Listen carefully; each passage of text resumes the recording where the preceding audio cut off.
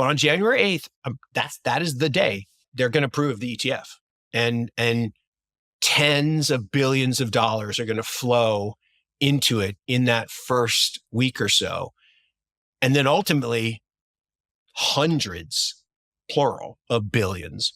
That could, I can't even put a number on what that could do, because we only trade $8 billion a day, and there's a whole bunch of people who've said they're not selling.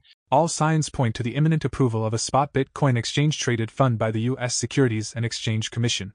While the general expectation is for the announcement to occur sometime between Monday, January 8th, and Wednesday, January 10th, recent information suggests the SEC may make the announcement even earlier.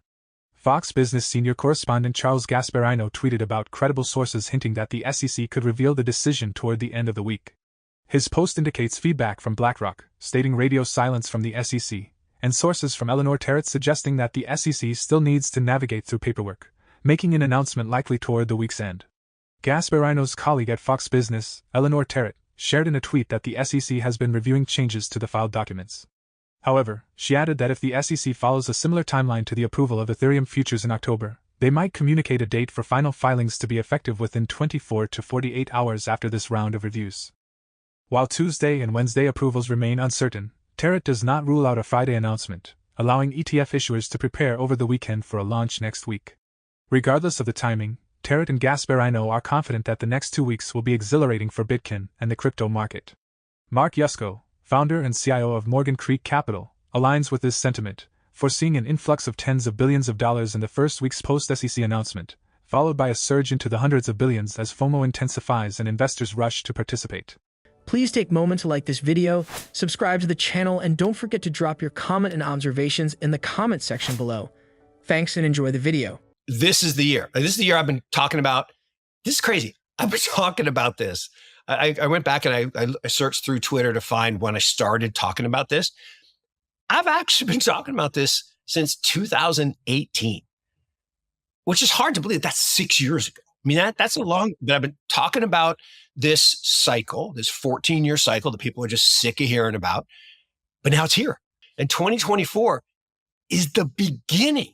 And this first year, this first year, 2024, we've got the halving, which takes the fair value from 51.52, let's just round it to 50, to 100. Okay. So 100. Then we get the beginning in June of the parabolic move of crypto fall. So we transition from crypto summer, which is that migration toward fair value, to the parabolic, oh my God, FOMO, everybody in the pool. And I've said this time, I think there's less leverage in the system. So maybe we only get 1.5 fair value in this cycle instead of the 2.3. You know, that's max, and those guys are at 250, whatever. I'm probably in the 150 range. That's just on supply and demand of the halving and the change in the available supply. Well, then, in addition to the normal supply shock, we get this demand shock. And it's happening. January 8th, they will crown the king. Now I'm weakening a little bit on BlackRock only. People have convinced me that there's enough going on that a few others are going to get approved. I still think they're going to give at least a couple day head start, maybe. But maybe they do them all. I don't know. But on January 8th, that is the day. I can't think of an asset. I really can't think of an asset where you had both a supply shock and a demand shock at the same time. I mean, I really can't. Other than oil, maybe in the 70s, maybe. Bitcoin 2024, where do you think we end up? I think 150 is in the bag, and I'm just going to stick with that. I think we're going to 150, and I think there could be a positive above that if things go as I think they are going to go.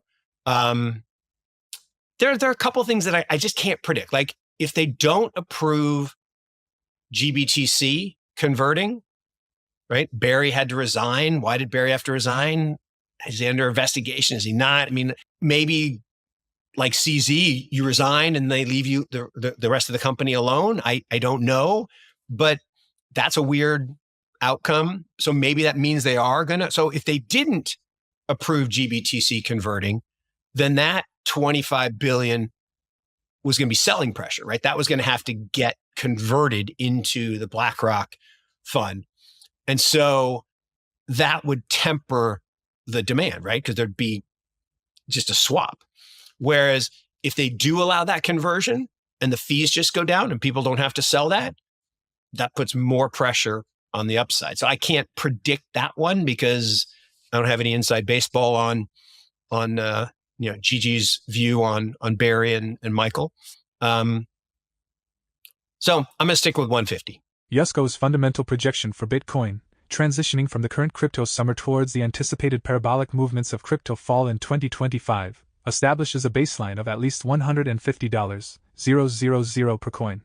The esteemed hedge fund manager places Bitcoin's current fair value at $50,000 per coin, expressing confidence that this level will be attained and sustained for a considerable duration leading up to the April halving. Yusko anticipates that the impending halving will trigger significant FOMO, ushering in a phase of truly parabolic movements that could potentially double Bitcoin's fair value and extend even higher. However, it's essential to note that this outlook is Yusko's base case, considering the standard supply and demand dynamics of the crypto asset. With the additional catalyst of ETF approval and the infusion of hundreds of billions of dollars by institutional investors into Bitcoin, Yusko is steadfast in his belief that the trajectory could take a more dramatically positive turn. The prospect of these transformative factors sets the stage for an intriguing evolution in the crypto market. For further insights, additional clips from the video provide a more comprehensive perspective on Yusko's outlook. The fact that the block rewards get cut in half means the price has to double or the miners are done, right? Because the miners adjust, the costs adjust to the price and they buy more equipment and they're running not at monster profits. But, and so if you look at all the previous cycles, the fair value doubled. Just that alone, right? Just the thought in people's brain that suddenly this is not a $50,000 asset, it's a $100,000 asset, I think could trigger a level of FOMO. Bitcoin is an institutional asset, but it also is, if you believe this as I do, if Bitcoin is the new base layer of money, right?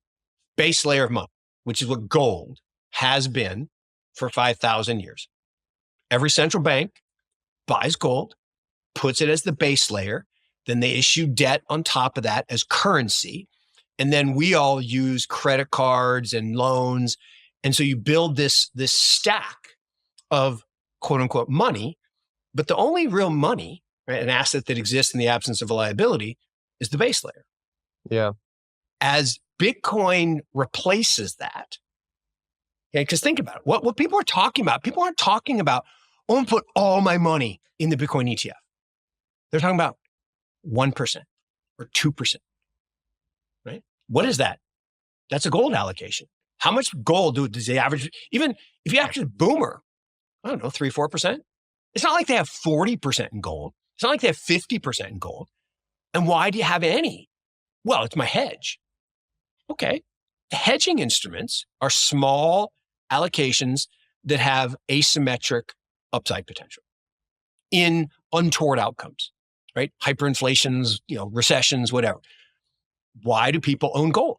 They own gold because it outperforms in times of difficulty, right? It zigs when everything else zags, and it over time accretes value because it holds its value relative to the asset you price it in, right? An ounce of gold is always an ounce of gold, but we don't price it in gold, right? We price it in dollars or yen or euros. Same thing with Bitcoin. One Bitcoin is one Bitcoin.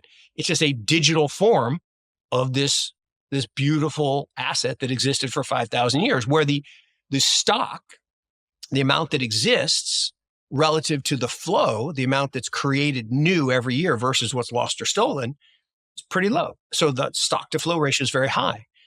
Bitcoin actually now is higher. And so in that world, it's exactly as you described. Bitcoin is kind of like I have some, it's my hedge against disaster. It's my FU money, my run-in money, whatever you want to call it, and institutions the big ones, central banks, are going to start buying it. And then ultimately, it displaces gold in a digital world as we move completely from analog to digital, and everything's digital, which I think is going to be the case. In that world, that is the base layer, and then all this other tech stuff. It's unfolding swiftly, with Bitcoin currently trading at over $45,000 per coin and rapidly approaching $46,000, aligning closely with Yusko's fair value estimate of $50,000.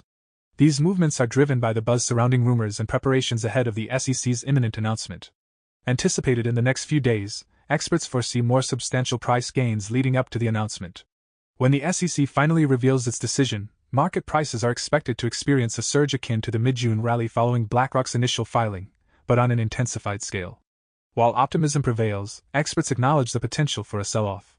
Some view it as a classic by the rumor, sell the news event, while others anticipate any sell-off to be a brief pullback before prices resume their rapid ascent. The community is invited to share their thoughts and price predictions in the comments section, gauging opinions on whether this significant development will unfold next week or potentially face delays until March. Speculation on market responses post-approval is also a point of interest for discussion. For more Daily Dose crypto news, check out these two awesome videos on your screen. Click now and we will see you on the next video.